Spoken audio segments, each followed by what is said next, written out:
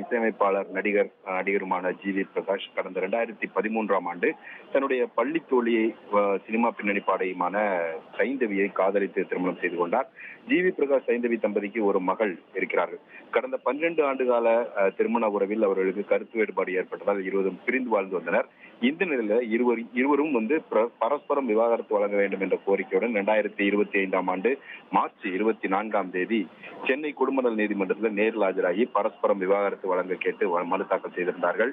அந்த மனுவில் இருவரும் மனமுத்து பிரிவதாக தெரிவித்திருந்தார்கள். இந்த மனுவை கோப்புக்கு எடுத்துக்கொண்ட சென்னை குடும்பநல நீதிமன்றம் சட்டப்படி 6 மாத கால அவகாசம் வழங்கி இந்த விசாரணையை தள்ளி வைத்திருந்தார். 6 மாத கால அவகாசம் முடிவடைந்த நிலையில இன்றைக்கு வழக்கு மீண்டும் விசாரணைக்கு வந்தபோது ஜி.வி. பிரகாஷ் மற்றும் சைந்தவி இருவரும் நேரில் ஆஜராகி இருந்தார்கள். அப்போது இருவரும் பிரிந்து வாழ விரும்புவதாக நீதிபதி முன் தெரிவித்தார்கள். மேலும் குழந்தையை சைந்தவி கவனித்துக் கொள்வதில் எந்த ஒரு ஆட்சேபனையும் இல்லை என்று ஜி.வி. பிரகாஷ் தரப்பில் தெரிவிக்கப்பட்டது. இதனை அடுத்து இந்த வழக்குல இந்த தீர்ப்பு என்பது செப்டம்பர் 30ஆம் தேதி வழங்கப்படும் என்று நீதிபதி அறிவித்திருக்கிறார்.